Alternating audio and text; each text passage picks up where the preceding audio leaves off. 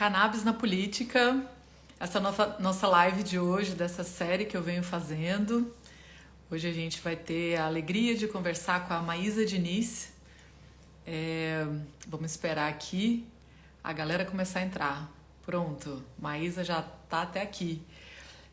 Bem-vinda, bem-vindos, bem-vindes. Tô vendo já alguns influencers por aqui. Ganja Japa na área. Que bom ter todo mundo aqui pra gente conversar de política. Então eu vou apresentar um pouco aqui o projeto que eu venho fazendo. A ideia dessas lives, dessa série de lives, é falar sobre cannabis na política, justamente porque, né, desde o começo do ano eu venho falando sobre isso, é ano eleitoral, e é imprescindível, nós estamos em 2022 e a pauta da cannabis ela tem que estar na discussão política e a gente tem que ter representantes na esfera política, né, defendendo as causas da cannabis em várias linhas, né? Então a proposta dessa série é justamente conversar com as pessoas que estão propondo e também quem não está propondo, porque eu tenho muita coisa para propor para a esfera pública, mas por enquanto eu estou fazendo com as pessoas que já estão aí colocando cannabis na pauta, estão falando sobre cannabis e pensando, né, em projetos para poder colocar cannabis dentro dos projetos políticos. E também o outro lado, né, dessa iniciativa é também a gente conseguir mostrar, né, para o público em geral, então tanto para quem me segue, para quem segue vocês, para saber quem é que nos estados, né, quem é que está falando sobre cannabis. Quando a gente é entusiasta, quando a gente usa cannabis, é importante a gente votar em pessoas que falam dessa pauta. Então eu espero aqui mostrar, a gente já falou com Gora, já falamos com a Dona Tereza, vamos falar agora com Maísa e vamos ter mais uma série de pessoas aí até as eleições e pós-eleições também, né? Vamos ver quem vai entrar, porque depois que entra é a hora, né? Melhor ainda para a gente poder conversar sobre isso. E também cobrar, né? Posteriormente das eleições, cobrar essa pauta, porque essa discussão em todas as esferas da política ela é bem importante. Então, para quem não me conhece, eu sou educadora canábica, sou cientista social e trabalho com educação justamente, né, com essa ideia de reduzir o estigma em torno dessa planta. E vamos chamar a Maísa aqui para ela se apresentar, para a gente conversar esse bate-papo mesmo. A ideia é essa, da gente ter um diálogo entre, né, quem está se candidatando com a especialista aqui, e a gente vai trocando essas informações que eu acho que é relevante levar isso para a esfera pública. Vamos ver se eu consigo achar. Maísa, pode me chamar aqui ou fazer um request? Como é que eu faço isso? Eu vi você lá em Simão. Deixa eu ver se eu consigo te puxar.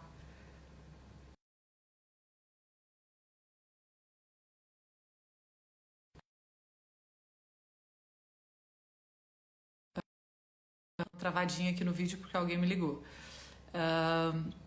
Maísa, você tem... Aí, pronto. Vem aqui para na política.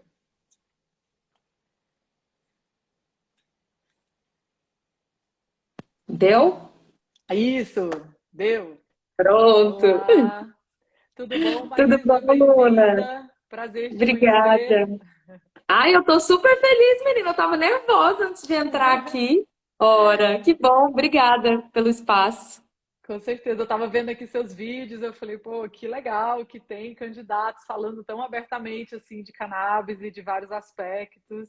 Então eu queria que você Nossa, começasse. Luna, só para eu te desculpa eu te interromper, mas eu queria muito te agradecer, porque você começou a introdução falando quão relevante é dar espaço para as pessoas para falarem sobre esse assunto, assim. E eu tenho ficado super frustrada de como canais que falam de cannabis, que falam do uso medicinal, de sem tabu, quando a gente vai falar de política, todas as portas se fecham. Então é horrível falar, gente, a gente está falando de cannabis, como que vocês não estão falando de política? Tem tudo a ver. Então, estou super feliz com o espaço. Muito obrigada, de verdade. Não, e assim, eu tô falando isso tem um tempo já, não é só nem porque é ano de eleição, mas cannabis é política, né? Então, assim, é um dos aspectos da planta é essa, é por isso que ela está proibida, né? A proibição toda, ela é política, científica que não é. Então, para mim é um prazer. E eu queria que você começasse se apresentando para quem não te conhece ainda, um pouquinho da sua trajetória. Ah, legal. Bom, gente, boa tarde. Meu nome é Maísa Diniz. Eu sou goiana, nasci em Goiás há 34 anos atrás. Vim para São Paulo há 15 fazer faculdade. Eu sou formada em administração, sou especialista em gestão pública. Não fumo maconha, sou muito careta, na verdade. Porque ainda não E conversou comigo. pronto, vamos resolver isso então. Luna, tá ótimo, então. Eu aceito o desafio.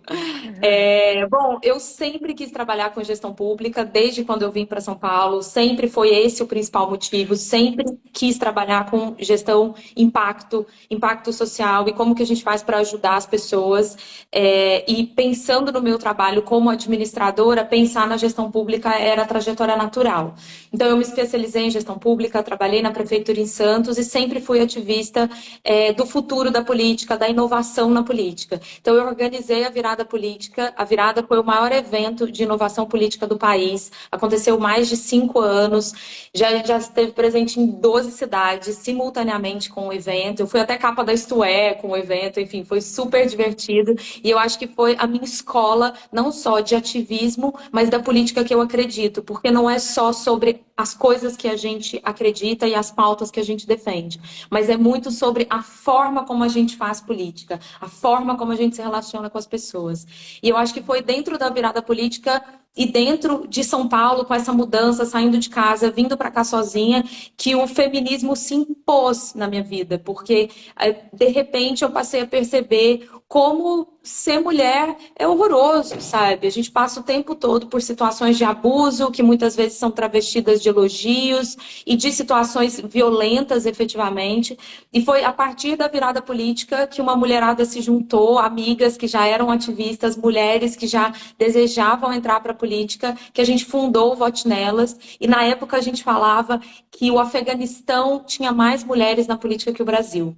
Hoje, o Afeganistão passa por uma situação, enquanto nação, horrorosa, mas a verdade é que o Brasil permanece exatamente igual. Foi só em 2016, olha, não faz nem 6 anos, que construíram o banheiro feminino do Senado, do plenário do Senado. Então, as senadoras tinham que sair do plenário para ir no banheiro. Então, assim, a gente vive num país onde a gente conta estupro, abuso sexual, violência contra as mulheres por minuto, e a gente não entende essa como sendo uma pauta civilizatória. Então a gente precisa resgatar essa pauta, entendendo que a gente só vai conseguir priorizar a pauta das mulheres com mulheres efetivamente estando no Congresso Nacional, porque os homens estão no poder há mais de 500 anos e nós somos o 5º país mais violento do mundo para uma mulher viver. Então essa é a minha pauta principal. Eu fundei o Vote Nelas, né? Esse quadro aqui atrás, ó, é o quadro de uma bandeira do movimento sufragista. Então, essa para mim é a minha pauta do coração. Cada vez mais eu reforço ela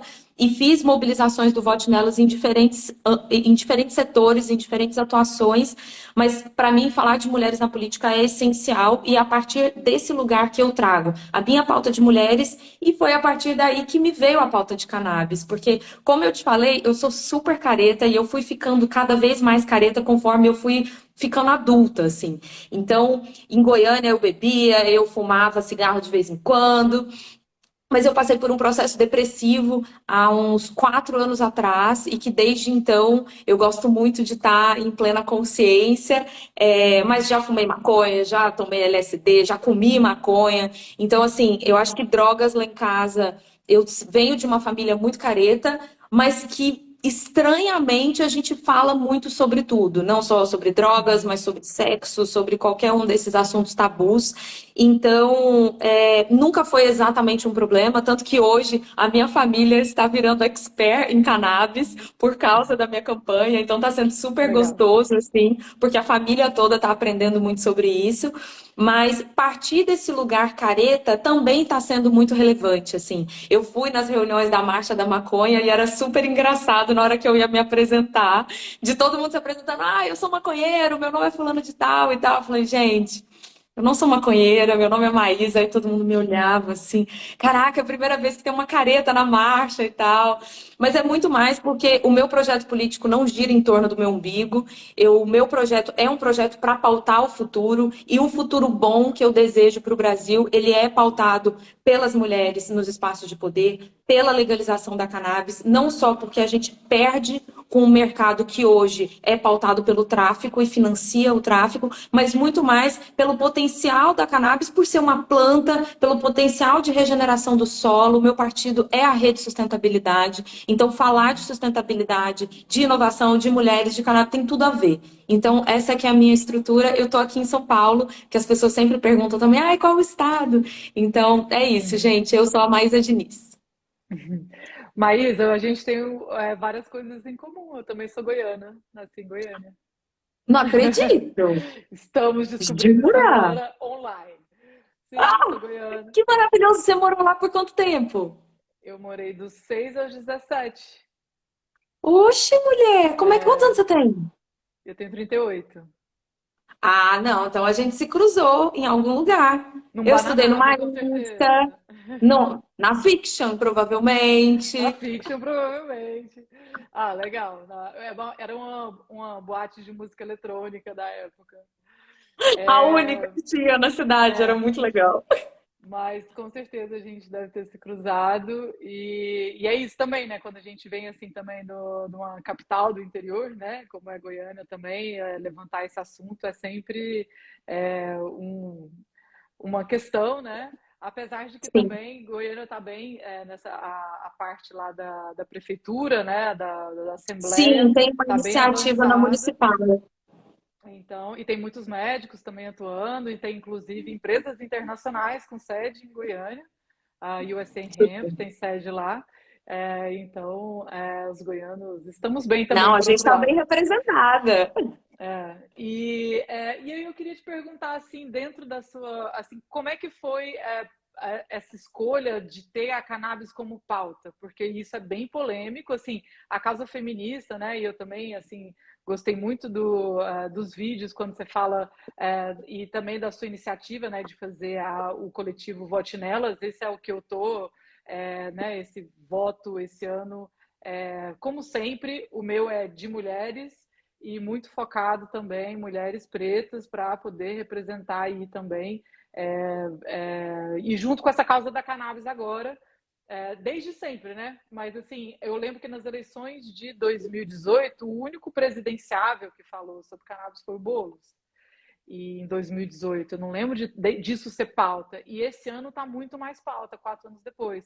Claro, teve a Sim, legalização do Canadá, o Uruguai, o Brasil abriu, né, para a importação do canabidiol, também com o número crescente das associações. Eu acho que isso também foi aumentando a conscientização da população em geral, sensibilizando, né, que eu acho que esse é o trabalho de educação também, de sensibilizar as pessoas em torno dessa pauta, e também com essa guerra às drogas, né, que é uma coisa que eu conversei semana passada, essa semana ou semana passada, já nem sei mais, com a dona Tereza, e assim, né, e a pauta dela é antiproibicionista, né, sim. justamente pela história dela. E aí eu queria lhe perguntar como é que foi essa decisão, tipo assim, vamos ter isso como pauta, porque eu sei que é uma pauta bem central, né? No seu Instagram você tem Sim, vários vídeos falando de uma pauta cannabis. central. Sim. Luna, assim, eu vou ser muito honesta com você e com as pessoas que estão assistindo. Para mim, a decisão mais difícil foi sair candidata. Como no Vote Nelas a gente tem muitas pesquisas sobre esse assunto, a gente já entrevistou muitas mulheres que entraram para a política. Entrar para a política eu acho que foi a coisa mais maluca que eu já fiz na minha vida, assim, disparado. Então, é um nível de exposição, as pessoas se sentem autorizadas a falarem coisas, para mim, muito horríveis, assim. Então, assim, eu acho que a parte mais difícil para mim está sendo sair candidata. Então, assim, o processo de decidir, não, então eu vou ser candidata, foi o mais difícil. Quando a Uhum. gente for construir as minhas pautas, e enfim, eu chamei amigos queridos, pessoas que eu considero especialistas em política e tal, e eu levantei a pauta da maconha, a maioria das pessoas me desencorajou. E até hoje, vira e mexe, aparece um conselheiro cheio de boas intenções, eu sei, dizendo: cannabis nunca elegeu ninguém. É verdade, cannabis nunca elegeu ninguém. Mas a gente está em 2022 e a gente nunca esteve em 2022. Então, Uhum. eu também acredito que fazer a inovação é abrir portas. Uhum. E falar da cannabis, a coisa mais difícil que eu ouvi de uma pessoa que eu amo muito foi: você não fuma maconha, você não é maconheira, você não é ativista da pauta da maconha há anos, como você é do Vote Nelas, então você vai ser vista como oportunista. E eu Uhum. fiquei com isso na cabeça por muito tempo, assim. E aí chegou uma hora que eu virei para ele, e aí eu fiquei até um pouco nervosa, e eu não fico nervosa com pessoas próximas a mim. Normalmente eu fico nervosa, eu fico mais enfática com pessoas que eu não conheço. E para ele foi bem um susto. E eu virei para ele e falei: sabe por que que eu não vou ser interpretada como uma pessoa oportunista? Porque eu não sou oportunista. Com Sim. nenhuma pauta. Eu nunca fui. Não tem como. Eu nem Uhum. sei como é que faz oportunismo. Então, assim, a pauta da cannabis entrou porque é uma pauta de mulheres. É, assim, Uhum. é muito maluco, mas quem cuida dos mais de 2 milhões de crianças autistas no Brasil, do mais de 1 milhão de idosos com Alzheimer, são mulheres. Nunca faltou back para as Uhum. festinhas da PUC, no carnaval aqui em Pinheiros, em São Paulo. Nunca faltou back, gente. Se eu quiser fumar maconha agora aqui no meu comitê, eu vou fumar, a maconha vai chegar até mim. Ainda mais eu, que sou uma menina branca, tô aqui em Pinheiros, não tem problema nenhum. Mas a cannabis não chega para quem mais precisa. E aí a gente prende e mata as pessoas que mais são mortas. As pessoas Uhum. pobres, os negros, os pobres, os jovens. Então, assim, é um equívoco. Essa, para mim, é uma pauta de futuro, sabe? E eu acho que é a pauta que tem me dado mais tesão de pensar que, gente, fazer política é muito mais difícil do que lidar com esse milindre dos políticos tradicionais de falar sobre os assuntos que precisam ser ditos. Então, assim, Uhum. eu sei que eu vou enfrentar o estado de São Paulo, que é muito conservador, uma bancada evangélica, que é muito estruturada. Mas, para mim, o mais frustrante é eu mandar mensagem para os podcasts que falam de cannabis e as pessoas falam: não, a gente não fala de política. Bom, os conservadores Uhum. falam. E eles estão muito articulados. Não, e E eles fazem vão obedecer. cartilha dentro do governo, né?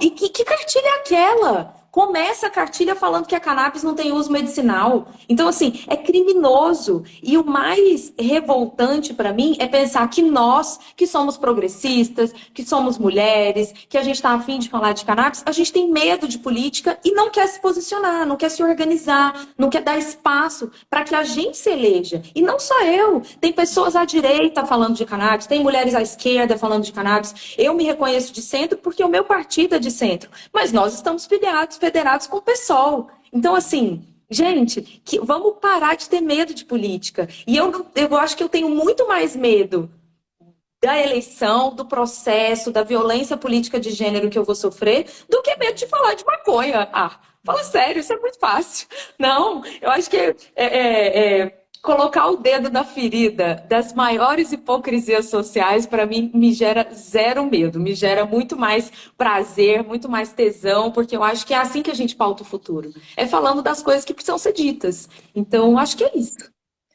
Sabe que outra coincidência aí, além da goianidade, eu fui criada na Chapada dos Veadeiros, né?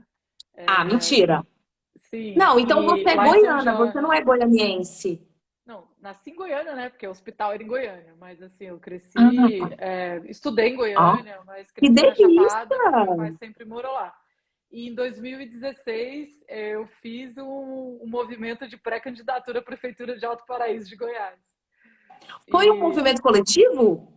não, eu não saí candidata, mas eu fiz todo um plano de governo, incluindo cannabis, porque assim, é muito ruim a gente ver um paraíso como é a Chapada É, e assim, ver ali como é que a política é feita, né? Aquele espécie de coronelismo até hoje, horroroso. e o potencial que a Chapada poderia ter, né? Eu sempre brinco, eu fiz meu mestrado na França, e eu ficava assim, gente, na França, assim, tem um microcastelo no meio do nada. Aí lá é tipo o lugar mais visitado do planeta Terra. E aí eu falava, gente, a Chapada é um complexo de cachoeira, que se tivesse uma cachoeirinha dessa na França, ia ser tipo assim, a cachoeira mais nananã do planeta Terra. E a gente tem um complexo, não sei o quê, que A gente tem. as pessoas dentro do Brasil não sabem que Não, existe. a quantidade de arara que tem na Chapada, assim, é maravilhoso, assim, é uma experiência, realmente E aí é eu muito fiquei nessa louco. instigação, instigada justamente. Depois eu desisti, o prefeito anterior foi assassinado na via principal, né? Então essas Nossa. coisas, né, Ah, de não, interior. Luna, mas eu acho que já vi um Volta Luna aqui, eu tô junto nessa, a gente precisa de mulheres governando paraísos também. É, Mas eu mas fiquei muito assim, interessada nesse conteúdo, nesse projeto de governo, porque isso é muito raro. Não tem, não, ninguém faz projeto de governo, não. Um cola do eu outro, é estudei política, horroroso. né? E eu acho que assim, eu acho que é uma coisa quando você estuda política e está na área das ciências sociais que a gente percebe é que não tem outra saída que afete e que possa, né, promover de forma rápida e ampla como a política. Então, assim, igual eu faço um trabalho de educação aqui, né? Dentro da galera que me segue, para os meus alunos, dentro de uma bolha da cannabis que eu nunca consigo furar. E assim, e aí quando você vê assim, né, igual uma candidatura como a sua, se você chega, né, deputada federal e consegue levar uma pauta dessa e passa, né, alguma coisa relacionada a qualquer parte da cannabis, tipo, como é a legalização do cânhamo, pelo amor de Deus, gente, a gente está em 2022. Quando É eu conto, isso. eu tô aqui em Lisboa, né, tô aqui em Portugal. Quando eu conto que no Brasil o cânhamo não é legalizado, a galera fica assim, não, mas isso não é impossível. Aí eu falei, não, é possível. A gente vive num país do tamanho do Pô, a Brasil com gente vive. potencial. É isso. A gente Então, podia ser o assim, maior produtor de cânhamo do mundo. então, quando a gente pensa que essa saída pela política é a única forma, né, assim, de ter esse impacto tão grande e tão rápido, porque com a educação eu posso passar até ficar 100 anos ficar falando aqui, mas assim, política não, é uma assinatura e a gente, É todo mundo isso. pode plantar, todo mundo pode produzir. É Então, por isso. isso que essa movimentação, né, de justamente de trazer você e de ver você falando de cannabis, eu fico tão feliz, porque isso é uma esperança de ter esse impacto mais rápido e mais amplo, né? É, Super. e eu queria E eu acho que perguntar cada vez isso. mais a gente precisa se organizar nessa pauta, sabe? E se colocar, gente, porque sempre que a gente não se coloca, vem um Bolsonaro e se elege. Todas as vezes são assim. Não é à toa que Enquanto o a Arthur gente Lira não está lá há produz, anos. enquanto a gente não produz a nossa cartilha, vai lá a galera se organiza e produz uma cartilha. Porque eu vi É muita gente isso. falando, repudiando a cartilha, eu falei, não, mas eu quero ver cartilhas produzidas. É Sim. mais Não, importante, assim. total. A E Ana Cláudia, fofinha. Beijo. uma coisa Vou que te eu mandar queria mensagem, garota. Ah, uma coisa que eu queria te perguntar é sobre dentro da sua equipe, tem uma pessoa responsável por cannabis? Como é que é essa pesquisa para você criar Não. projeto? Não, Luna, eu faço totalmente diferente. Gente, quando eu falo que eu aprendi a fazer política dentro da virada, é porque aqui tudo é coletivo, tudo é colaborativo. Eu tenho um grupo de conselheiros canábicos, que são hoje são dois profissionais, mas tá chegando mais gente, que são dois empresários brasileiros que têm uma fazenda, acho que são 3 fazendas na Califórnia. Então, assim, desde sempre eu só estou conectada com pessoas muito especialistas. Semana que vem eu tenho reunião com um advogado. Essa semana eu conversei com a Vivi Cédula, do Dr. Cannabis. Já conversei Legal. com a Margarete, o pessoal Da PEP, a PEP. da PEP, mas eu também conversei com a Carol Aguiar e com o Tiago. A Carol Aguiar é do Vote Nelas, aqui em São Paulo. Tenho reunião com eles semana que vem. Assim, sem esses especialistas, para mim, nada faz sentido. E a mesma coisa é com mulheres, porque eu fundei o Vote Nelas, mas é sempre importante estar conectada com pessoas, acadêmicos, pessoas que estão produzindo conteúdo. Então, assim, eu tenho esses núcleos de conselho. Aí eu tenho um núcleo de conselho estratégico de campanha, porque, gente, eu preciso, para ser eleita aqui no estado de São Paulo, 60 mil votos. Eu preciso trabalhar pelo menos 5 cidades. eu já sei que em algumas dessas cidades eu não vou falar de cannabis, eu vou falar dos meus outras pautas, vou falar de mulheres, vou falar de dados, vou falar de inovação, vou falar de legislação para trabalho híbrido. Até hoje a gente não tem legislação para isso. É muito maluco. Tá todo mundo trabalhando remoto e a gente não tem uma segurança Uhum. legal para que isso aconteça. A mesma coisa com contratos e tal. Então, essas manobras para garantir que eu consiga juntar 60 mil eleitores, eu tenho conselheiro para tudo. Então, eu tenho um conselho de estratégia política, eu tenho um outro conselho de arrecadação de verba, porque sem dinheiro não tem campanha. Aí eu tenho um conselho de cannabis e tenho o conselho de mulheres, tenho o conselho de Uhum. futuro. Então, assim, são 4 Legal. grandes conselhos para além do grupo de voluntariados, o grupo de amigos que querem estar mais próximos, que aí lá eu jogo, gente, qual que vai ser meu número? Vocês preferem esse número ou aquele número? Porque é Aham. sério, eu conto com eles mesmos. Essa foto tá boa ou não tá? Aprova aqui Uhum. o santinho, o tudo. Então, eu tenho Legal. esse grupo de conselho e se você quiser, não tem Goiânia lá no grupo, hein? Só tem paulistas. Nada contra É. paulistas. Eu tenho até amigos que são, mas eu Eu tenho queria, hein, Bruna? amigos Se que você são. topar, eu queria muito ter você lá também palpitando, porque são palpites muito qualificados, assim. Mas sabe que faço, como é que chama? Voluntariado, né? Assim, quando o Luciano Dutti estava construindo o PL 399, eu estava no Canadá trabalhando lá e fiquei lá Ai, conversando com que os assessores chique. dele. Conversei muito com os assessores, porque eu acho isso, assim, eu acho que é um trabalho voluntário maravilhoso de fazer, é investir energia na política, porque, como eu falei, tem essa capacidade Super. transformadora. E eu estou perguntando isso justamente porque eu estou vendo vários alunos aqui. E para quem também não é meu aluno e que está aí, né, nesse mundo querendo pensar no mercado de cannabis, porque a minha grande missão aqui também é desmistificar isso que não existe mercado de cannabis no Brasil, né? Tem um mercado grande. E aí, Nossa, super. quando a gente fala assim, quando você cria um comitê de cannabis dentro de política, isso é uma forma de atuação com cannabis. Então, se você é especialista, né? Se você, Super. inclusive, é um inflorer aí que já fez meu curso, você está capacitado para fazer parte de um comitê de criação de legislação futuramente, né, de cannabis. Então, Legal. eu acho que é importante visualizar também que essa atuação política com cannabis faz parte da indústria, né?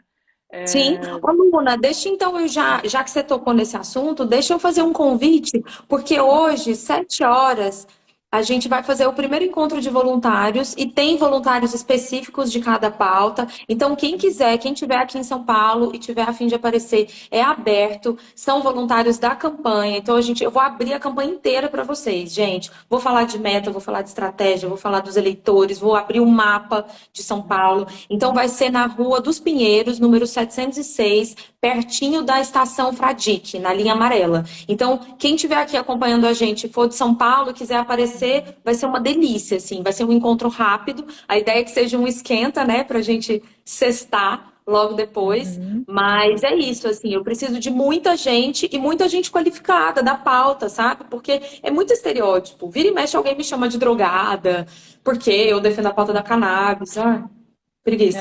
Imagino. Mas é isso, assim, eu sempre gosto de falar, né? Eu estava fazendo uma reunião aqui com uma das minhas turmas antes da nossa live e a gente estava falando de discutir isso com o médico, né? E eu falei exatamente isso. Eu falei, olha, a gente tem a racionalidade e a ciência do lado.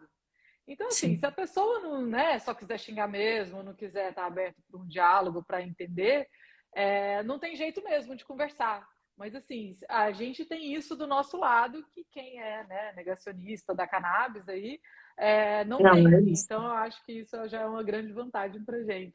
E tomara Tem que uma... essas pessoas negacionistas não envelheçam, né? Não precisam, não tenham artrite, artrose, Alzheimer, porque eu acho que deve doer mais você ser um negacionista e precisar de um remédio que te fere tanto, né? Porque é esse remédio que vai te curar, que vai te dar qualidade de vida, então, Essa é a difícil. vingança da planta, né? Eu brinco que é a vingança da planta. Tipo assim, Não, eu acho que ela não é vai, vingativa, não. não, mas vai achando, né? De você fala mal e de repente é seu filho que precisa, é sua mãe que precisa, Super, e aí você muda sim. de ideia rápido, assim. E é muito doido também pensar isso, né? Que assim, que cannabis é pauta só de esquerda, como pode parecer, de quem fuma maconha é de esquerda. Porque a gente viu nas eleições, né, do Trump nos Estados Unidos, nessa última eleição, na não eleição do Trump, na verdade, mas nas últimas eleições, os estados que votaram para a legalização foram os estados que o Trump ganhou. Então, assim, Olha, não sabia disso. Que interessante. tem vários estados assim que aprovaram o medicinal, aprovaram o recreacional e votaram no Trump ao mesmo tempo. Então, assim, cannabis é pauta, né, de saúde. Infelizmente, a esquerda não pegou essa pauta totalmente para eles, deram mole, devia ter pegado antes, mas por causa dessa coisa do medo, Sim. do conservadorismo, né, da religião, Mas é ficaram importante tentando falar afastar também. essa pauta, né? Sim, mas é importante falar também que essa é uma pauta liberal, né? Agora, não é uma pauta dos conservadores, que às vezes tem um público aí que é travestido de liberal, mas que leu muito pouco sobre o liberalismo. Então, assim, eu tenho várias pessoas que me apoiam que são liberais, que criticam mais os posicionamentos do meu partido político, porque nós somos mais de centro-esquerda, mas que se sentem plenamente representados pela pauta da cannabis, porque não é o Estado que tem que te impedir de plantar uma planta, um café, um hortelã ou uma cannabis no seu quintal. Então, essa Liberal também que é é uma liberal, questão. né, apoia a cannabis. E também porque a cannabis ela nunca foi Exatamente. legalizada, assim, acho que essa parte medicinal ela né, sensibiliza a população, mas cannabis ela é legalizada pelo viés econômico, pela renda que Sim, gera, por tudo, né, que pela eu acho. oportunidade, pelo imposto que arrecada. Estão até perguntando aqui, ó, deixa eu colocar aqui, se e como pensa em utilizar o cânhamo na recuperação econômica do Estado. Olha, Luna, eu vou falar o que muitas pessoas falam assim, mas a sua pauta é a legalização da cannabis, isso não vai acontecer, porque o Brasil é um país conservador. Então eu faço questão de compartilhar com vocês a estrutura do meu projeto como um todo. Porque sim, eu vou entrar para o Congresso Nacional, é um congresso 85% composto por homens, são homens conservadores, a pauta não vai nem para o plenário, a pauta inclusive já tem um projeto que foi aprovado por uma comissão especial e não segue. Então, assim, na minha percepção, a gente precisa começar no Brasil fomentando a informação de qualidade. A gente está num país em que o presidente ainda está falando de cloroquina para a Covid-19. Então, assim, a gente precisa garantir que a gente tem publicação, pesquisa científica sendo compartilhada. Então, assim, só para a gente ter uma ideia, os Estados Unidos hoje têm mais de 11 mil pesquisas científicas sobre cannabis. Desde 2008, essas produções estão acontecendo. Isso é investimento na ciência, no mercado, em pesquisas para a gente conhecer o potencial da cannabis. Aqui no Brasil, a gente não produziu nesse mesmo período nem 600 pesquisas científicas acadêmicas reconhecidas. Então, assim, a gente tem um desincentivo completo da pesquisa, e aí isso é um posicionamento do governo não só para a cannabis, mas né, nós estamos vivendo o ano com o menor investimento em pesquisa da história. Então, assim, falar de investimento é falar de inovação, de potencial de mercado, e é uma coisa que não tem sido feita. Então, na minha percepção, a gente começa por aí. E começa por aí porque eu também estou sentindo na pele. Porque basta eu falar de cannabis que eu me transformo nesse estereótipo, né? Assim, eu fico quase prima do Bob Marley, assim. Então, é uma bobagem, assim, é uma bobagem. Isso porque se eu fosse prima do Bob Marley seria um luxo, né, gente? Imagina. Então, assim, a gente precisa brincar mais com esses estereótipos e se provocar para garantir informação de qualidade. E não que a gente fique repetindo esses estereótipos imagéticos que não correspondem com o que efetivamente está acontecendo na realidade. E aí o segundo ponto é a legalização da cannabis medicinal. A gente precisa garantir remédio para quem precisa. Gente, imagina se a sua filha, se você engravida, aquele sonho de ter um bebê, e você tem um bebê que tem crises epilépticas 10, 15, 20 vezes por dia. como é que concebe isso? A gente precisa garantir a dignidade das cuidadoras, e é por isso que a minha pauta é de mulheres. Porque quem mais precisa são as crianças cuidadas por mulheres, para garantir qualidade de vida e saúde. Não tem como a gente criminalizar um remédio. Isso é completamente equivocado. E aí o terceiro ponto é o cânhamo. O cânhamo hoje, acho que é importante a gente reforçar, eu sei que o seu público é super qualificado, Luna, mas o cânhamo é a cannabis que não chapa. É a cannabis que tem menos 0,3% de THC. Ela não tem característica medicinal, mas ela tem a fibra mais forte que o algodão, impacta na indústria têxtil, absolutamente tudo que é feito de plástico. Isso aqui, ó, essa garrafinha de Gatorade, ela podia ser feita de cânhamo. E qual que é o benefício? Que essa garrafa aqui, ela não vai ser descartada de forma adequada. Ela não vai ser reciclada. Quando a gente fala de produtos que poderiam ser de cânhamo, ao invés de ser de plástico, a gente está falando de toda uma cadeia que passa a ser regenerada. Ela passa a ser sustentável efetivamente. E aí o quarto ponto, e aí eu estou falando dessa sequência, Luna, porque eu efetivamente acredito que a legalização da cannabis recreativa, ela está muito distante. A gente precisa primeiro garantir informação. Então, o quarto item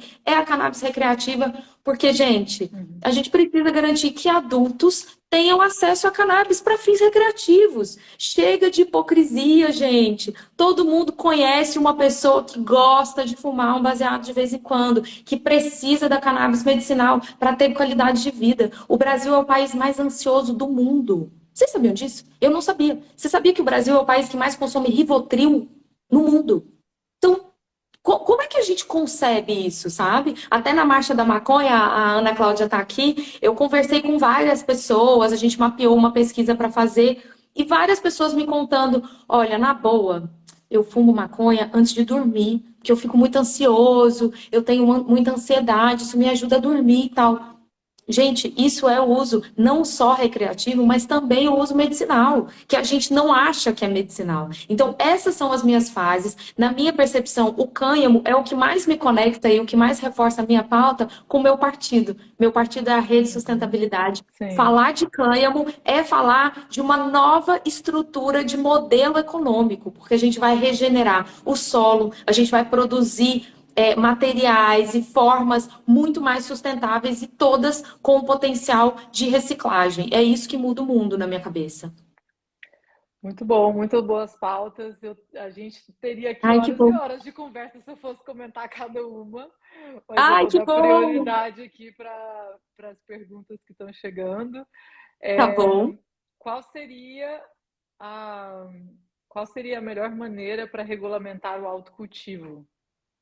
Olha, na minha percepção, a gente vai desenvolver isso a partir de países e bons exemplos que já estão fazendo isso. Então, a gente tem modelos em Israel, por exemplo, que eu gosto bastante, porque o que está acontecendo em Israel é um terreno fértil de inovação. Não só da maneira do autocultivo, mas muito mais para pensar a cannabis como central de novas startups, de novos mercados, de novos potenciais que, inclusive, a gente não conhece. Então, na minha percepção, o autocultivo ele precisa ser garantido a partir de controle de quantidade. De quanto que você está plantando na sua casa. O desafio, na minha percepção, e aí eu não tenho resposta para isso, é como que a gente garante a fiscalização, porque a gente não consegue fiscalizar nem o marido que bate na esposa, que estupra crianças dentro de casa. Então, como é que eu vou garantir uma fiscalização que seja efetivamente adequada para a planta que a gente está plantando no nosso quintal? Eu ainda não tenho essa resposta, porque, na minha percepção, a gente não tem uma estrutura de fiscalização policial no Brasil hoje que seja efetiva. Então, assim, eu Eu acho que, acredito que assim, escala. não, assim, eu morei no Canadá, né, os últimos 4 anos, e lá a gente pode Ah, plantar. você muda, não, cara? Lá a gente pode plantar 4 plantas, né? Então, cada casa Quatro? pode ter 4 plantas. Tá. Esse é o modelo da legalização canadense. E aí, quando você pensa, né, na fiscalização, é justamente isso. Não precisa fiscalizar. Porque, assim, não tem uma polícia que vai conseguir sair de casa em casa contando planta, entendeu? Então, é justamente você libera um número razoável né? E aí tem outros lugares, tem no Havaí, por exemplo, são 10, no Canadá são 4, na Amsterdã são 6. É isso. E aí isso tira, lógico, que quando você vê um quintal com 500, isso é diferente de meia dúzia. Então, mas é justamente esse bom senso do tipo assim, todo mundo pode plantar, então todo mundo planta aquele tanto que pode, porque é melhor de falar não pode plantar, e aí todo mundo vai plantar do mesmo jeito como faz, né? Uma parte do... Então eu acho que é isso, é não precisar de fiscalizar, porque justamente tem coisas muito mais prioritárias do que contar Não. quantas plantas tem no... Quantas plantas você tem no seu quintal? Eu fico pensando, Luna, que nesse caso, o mais efetivo enquanto política pública é você controlar o fornecedor. Quem vende a semente, como é que a gente garante, por exemplo, uma rede de cadastros. Mas é porque, no fundo, eu ainda fico pensando que essas plantas que você vai ter em casa, elas vão gerar novas sementes, né? Então, garantir esse controle é efetivamente difícil. E aí eu posso até comparar isso, por exemplo, uma das minhas enteadas tem uma tartaruga em casa. A tartaruga dela é chipada, a mãe dela foi no IBAMA e tal. E aí ela não pode transportar a tartaruga, tem várias coisas, mas assim, esse controle efetivamente é isso, não vai um fiscal na casa da minha enteada para saber como é que tá a tartaruguinha, uma tartaruga pequenininha, mas é um animal silvestre. Então assim, é esse controle que precisa partir da fonte. Mas a gente precisa reconhecer que é uma fiscalização muito difícil, porque a gente não consegue fiscalizar estuprador, estupro, violência doméstica, porque é efetivamente difícil entrar na casa das pessoas. Mas eu acho que o mais importante é a gente garantir informação sobre como cultivar, qual é a consequência do cultivo e como que a gente garante a segurança para todo mundo, para que o dinheiro que for gerado desse mercado não fomente o tráfico. O que eu acho que, assim, dentro da minha experiência também, né, quando a gente produz leis razoáveis, igual assim, eu nunca plantei mais de 4. Assim, não porque eu não... Assim, já tive 5, 6, mas assim, quando você pode, e é aquele limite, as pessoas ficam assim, tá bom, eu não vou exceder aquilo, porque tá razoável poder plantar em casa já. Então tem uma Sim. coisa do bom senso, uma coisa é falar não pode, outra coisa assim, não, tudo bem, vamos concordar aqui que são 5 plantas, e aí a gente fica dentro daquele limite, porque você pode aquele limite, aí você planta nessa casa essa casa aquela, ou você tira uma licença para quem tem, né, problema lá no Canadá, é assim, para quem tem condições que precisam de mais de 4 plantas, por exemplo, Sim. você pode tirar uma licença médica de ter mais plantas. E aí o médico vai falar, não, para sua condição você precisa de ter 100 plantas, 50 Sim. plantas. E aí você Não, tem eu acho que é tão importante, Luna, eu trazer esse desafio da fiscalização, porque enquanto política pública, enquanto legisladora, que é o que eu estou me propondo a ser, eu não posso contar com bom senso. E aqui no Brasil a gente tem uma cultura que é muito diferente da cultura do Canadá, por exemplo, e com trivialidades, assim. Só no Brasil existe o termo de essa lei é para inglês ver. Essa lei pegou. A lei do cinto de segurança no Brasil pegou. O que isso quer dizer, no final das contas, né? Isso quer dizer que tinha fiscalização. Se você andar sem cinto, você vai ser multado. Então, esse lugar da fiscalização, ele é efetivamente importante enquanto construção de política pública. Porque aqui no Brasil, por exemplo, eu me lembro uma vez que eu estava na Holanda e a gente descobriu que não tinha fiscal na hora de pagar o ônibus. Você ia lá, não tinha ninguém. Você ia lá, paga o ônibus, não tem catraca, exatamente, não tem catraca. E aí eu acho que eu senti a cultura brasileira naquele momento, de você olhar para o lado e falar, e agora? Não tem ninguém me olhando. Eu vou pagar ou eu não vou pagar? Pagamos. Mas assim, aqui no Brasil isso funcionaria? O bom senso reinaria? Não. Lá na Holanda já é natural. Eu não preciso de alguém me fiscalizando para que eu pague o meu ônibus. Óbvio que é outra circunstância. Nós estamos falando de um país super desenvolvido, né? Aqui no Brasil a gente tem 30 milhões de pessoas passando fome. Então, assim, ponderando essas questões, uma boa política pública precisa considerar a fiscalização adequada. Tô rindo aqui que eu fiquei pensando assim, eu falei, gente, é igual se alguém fosse no jardim contar quantas cenouras você plantou, né? É meio engraçado, mas... Não, é por isso que eu fico falando do desafio da fiscalização. Porque outro dia eu morava num sítio, né? Eu tô morando aqui em São Paulo agora para fazer a campanha. A gente plantou um hortelã. Menina, a hortelã tomou conta do negócio todo. E aí depois a gente plantou uma capuchinha que a gente ganhou de presente, que é aquela florzinha comestível. A florzinha tomou conta de tudo também. E se fosse cannabis? Como é que faz? Falo, não, ei, garota, não pode. Você não pode se reproduzir porque o governo. Não existe isso, é Sim. natureza, gente. Então, assim, esse desafio, ele efetivamente existe.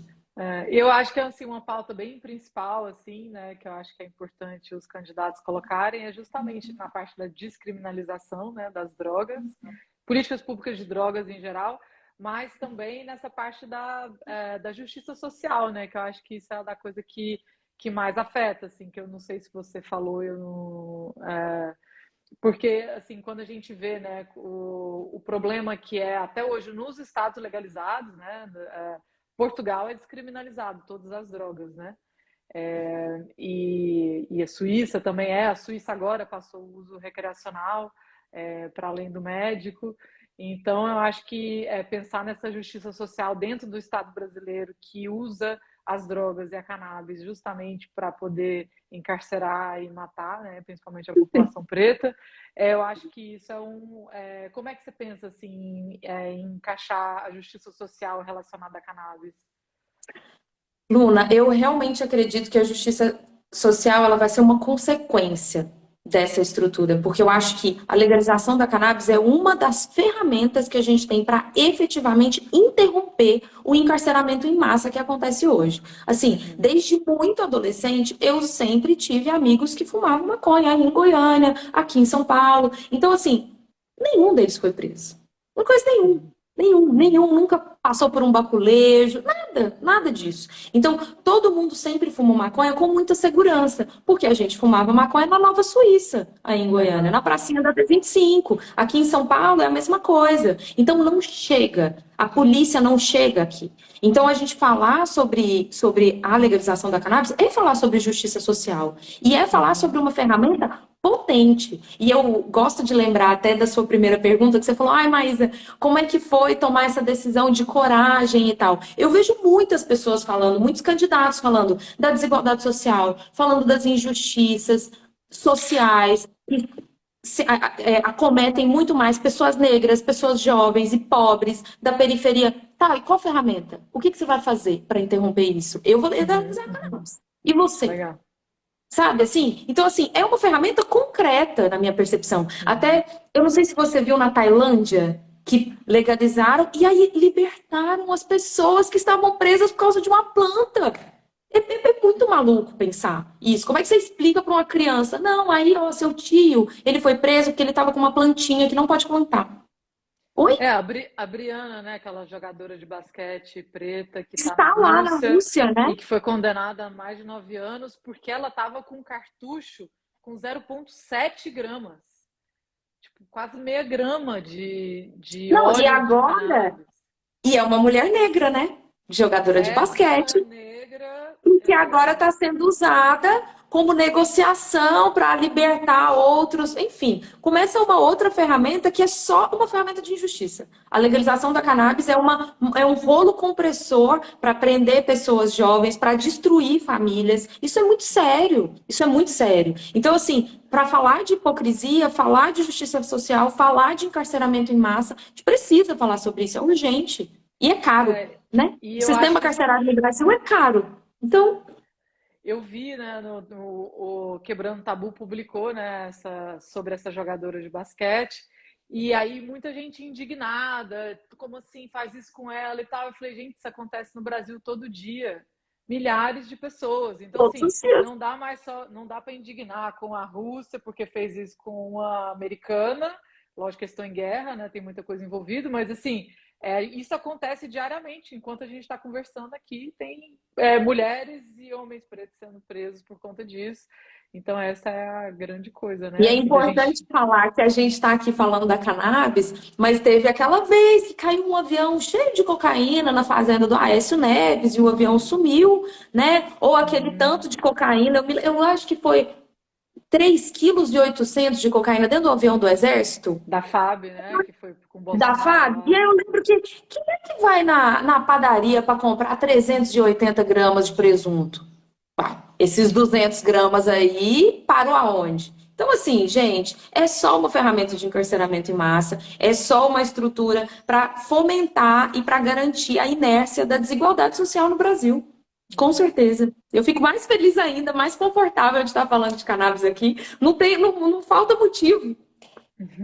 Que bom, e é importante também, né, usar esse privilégio branco para que a Muito. gente tem para poder falar disso, porque tem muita gente que não pode, por vários motivos, mas o racial é um deles. Privilégio até da minha aparência, sabe, Luna? Não só porque eu sou uma mulher branca, mas é porque, por exemplo, o meu companheiro, ele tem cara de maconheiro. Meu companheiro tem cara de bandido, vou falar desse jeito. Se ele estivesse falando de cannabis, as pessoas iam enxergar de outra forma. Agora, quando eu tô falando de cannabis, é um outro lugar. Aí já fui na farmácia com ele e ele foi seguido dentro da farmácia. Ora, como é que eu vou tratar isso com naturalidade, sabe? Então, eu acho que cada vez mais é papel, sim, né? A gente teve na semana passada a Giovanna Ilbeck falando sobre isso, sobre o desafio da xenofobia aí em Portugal. Então, assim, se nós que somos pessoas de pele mais clara, que temos algum privilégio, esse privilégio pode ser social, pode ser nossa aparência, pode ser qualquer coisa, a gente precisa garantir que esse privilégio seja utilizado de forma responsável para trazer uma sociedade melhor para todo mundo. Porque eu não quero viver numa sociedade que encarcera pessoas, independente se eu conheço essas pessoas, se são pessoas da minha família ou não. Não é sobre isso, é sobre justiça. E eu acho que é por isso que é tão urgente, sabe? Mas a gente está chegando já aqui no final, já vai dar quase uma hora do nosso papo.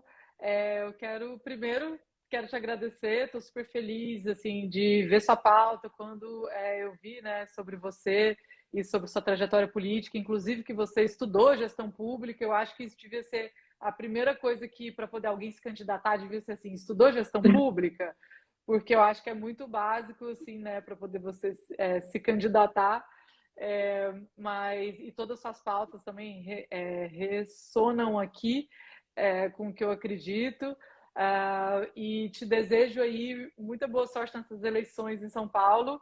A galera também que está aqui seguindo, que vai ver depois, procurem saber mais sobre a Maísa, a candidatura dela, e também apoiar mulheres que estão se candidatando, mulheres principalmente levantando essa pauta, porque homem também levantar essa pauta de cannabis é uma coisa, nós mulheres é outra coisa. Então valorizem e dê esse voto, isso é super importante. E aí deixar o espaço aqui para você fazer uma chamada aí para a sua Legal. candidatura. Ai, Luna, muito obrigada, de verdade. Adorei essa fofoquinha aqui, tão qualificada. É, é muito difícil fazer política. Quando eu falo que eu sou candidata, fica parecendo que eu tô suja, assim, as pessoas não querem me tocar, é sempre... Então, tem sido muito maluco essa experiência de Imagina. ser candidata e não ser.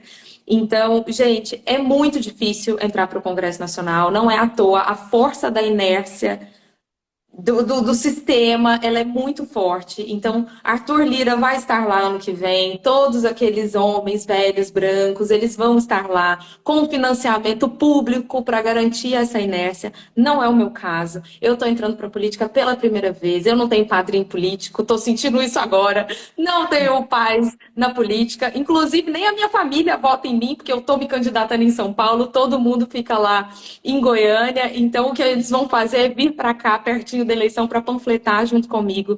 O meu desafio são 60 mil votos. Eu preciso de 60 mil votos para ser eleita. É muito voto. Então, se você puder, me siga nas redes sociais, me apresenta para outras pessoas, me marca no arroba para as pessoas me conhecerem, porque eu acho que a gente precisa se juntar. Porque quando a gente não se junta, a gente tem governos que produzem cartilhas com desinformação sobre assuntos que são tão caros para a gente. Então, Luna, muito obrigada. Quem quiser Obrigada saber a mais da você. minha campanha, hoje tem encontro, é só entrar nas minhas redes sociais que lá tem o convite, vai ser ali na Rua dos Pinheiros. Pode me acompanhar. Quem estiver distante e quiser ajudar, tem um link na minha bio com um grupo do WhatsApp para pessoas que estão longe, porque dá para ajudar também. E é isso, gente. Muito obrigada, Luna. Adorei te conhecer. Vou te Também. mandar mensagem para você virar minha conselheira.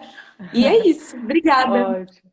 Obrigada a vocês. Só para falar para o pessoal que está aqui também, é importante mesmo que a Maísa não seja eleita dessa primeira vez, é importante dar esse voto para ela, ou para as pessoas que estão aí com essa causa, porque isso mostra uma relevância para umas próximas eleições. Então, assim, essa pauta que ela carrega, tanto da cannabis como da presença da mulher dentro da política, isso são coisas que a gente tem que fomentar e votar é isso. Votar é falar, eu acredito nisso e isso vai ter cada vez mais relevância dentro do cenário político, que não vai ser resolvido nessas eleições. Então, é importante focar nisso e pensar nesse voto também, que é esse voto político, né? Literalmente, voto político já é política, mas um voto político é isso.